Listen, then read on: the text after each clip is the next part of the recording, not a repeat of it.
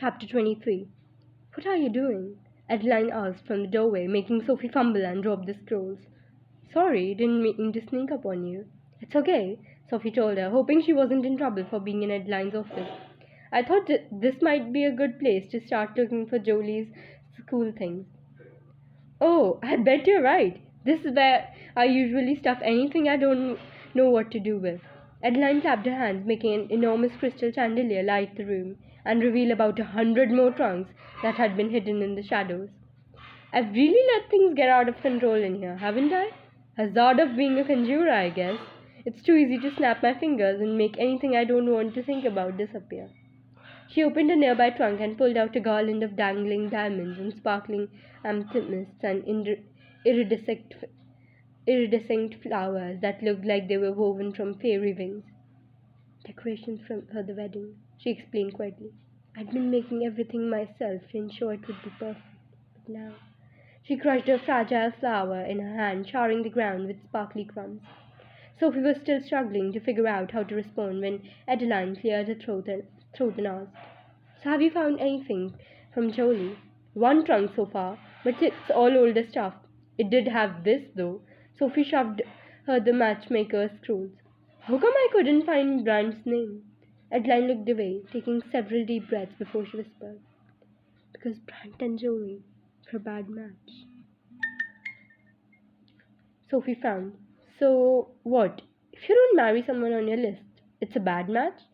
Of course. How do you think it worked? I don't know. I guess I figured you got a list that said, like, do not marry these people, and if you choose to marry them anyway, it was a bad match. But I suppose that would make it easier.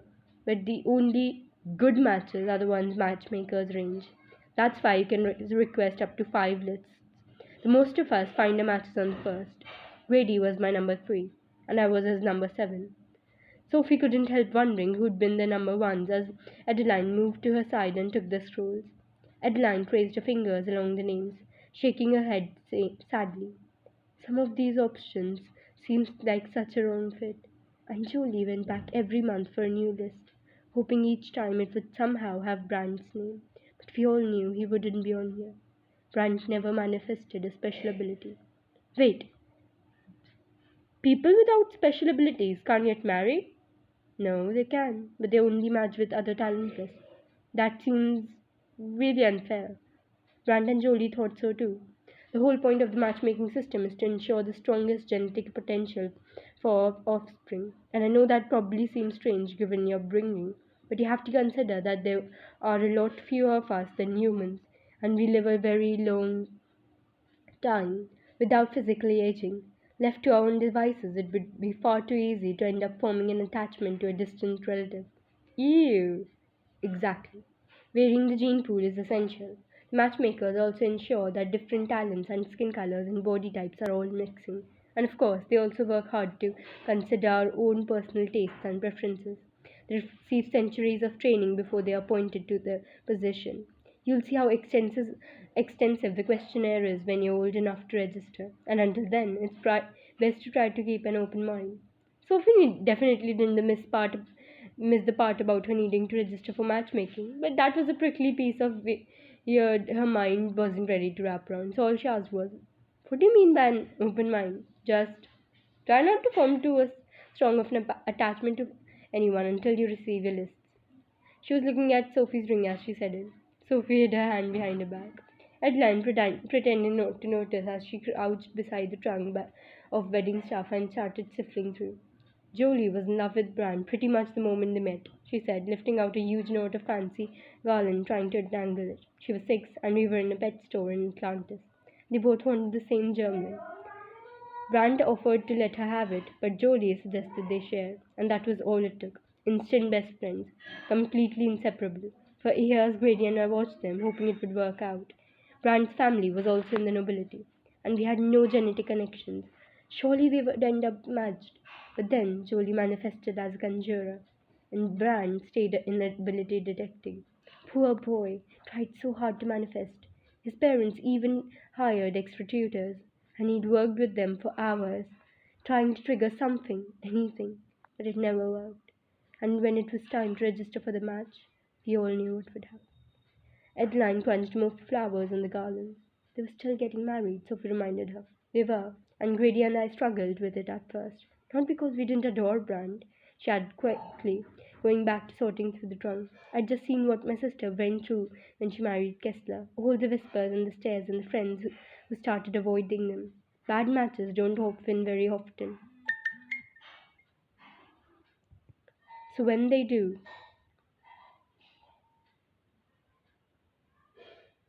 Bad matches don't happen very often, so when they do, they draw lots of attention. And for years after Jolie was afraid to have children, worried something would, Julian was afraid to have children, worrying something would turn out wrong with them. That's why Dex is your age, and the triplets are even younger. Fortunately, they're perfect and healthy, and I'm so happy to hear that Dex manifested an ability. That will make everything so much easier. Something about Adeline's smile made Sophie very aware again of the ring on her finger. Ah, here it is, Adeline said quietly, lifting out a fragile headpiece, swirls of gold and silver set with amethysts and pearls and diamonds, and holding it up to the light. Grady and I gave this to Jolie the day we finally consented to the wedding. We'd watched her yell at the matchmakers enough to know there would be no changing her mind. She loved Bran so much. But we still had one condition. We asked her to take the elite levels, even though Bran couldn't be with her. That explained why Bran had written Jolie so many love letters, why she'd been at the elite towers, and probably why he talked about feeling unworthy of her. She was so mad at us, Adeline whispered, accused us of trying to separate them, so she'd fall out of love. But I told her that this was what my parents had asked of Kessler and Julian, to prove to others, but mostly to themselves, that they belonged together. They couldn't survive 2 years of separation. How could they survive a lifetime of scorn? So she took us up on the challenge, said she'd prove to everyone that she wasn't making a mistake. And she definitely did. Adeline turned away, trying to hide the tears that had slipped down her cheeks. Sophie kneeled beside her, wrapping Adeline in a hug. Adeline held on tight, so tight it was a little hard to breathe. Then she released her hold, clearing her throat several times before she dropped her arms and said, I'm sorry. We're not here to dredge up sad memories. She stuffed the circlet back in the trunk, slamming it shut with a sort of finality. We have more important things to find. Where do you want me to start looking?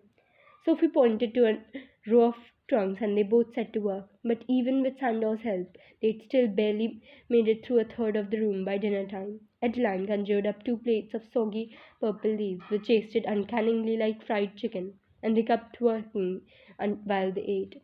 They were just reaching the halfway point when Grady poked his head through the doorway. Whoa! I can see the cloud of dust you guys are making all the way downstairs. You're home! Sophie said, standing to give him a hug. She froze when she got a better look at him. Thorny twigs were tangled in his hair and his cape was caked with dried mud. But the 4 thin scratches on his left cheek were the most troubling, especially since one was still bleeding. What happened?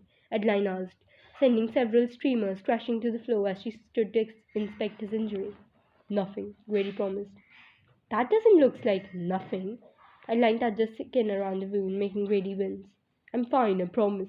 I'm just I've just been in the Dwarven capital, trying to help them solve a mystery. What kind of mystery? Sophie asked, taking a step back as she realized his cape was caked with something other than mud, and whatever it was did not smell good.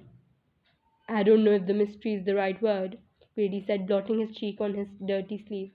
It's more like a situation. What's the situation? Sophie pressed when he didn't continue. Grady stared at the red stain on his cape.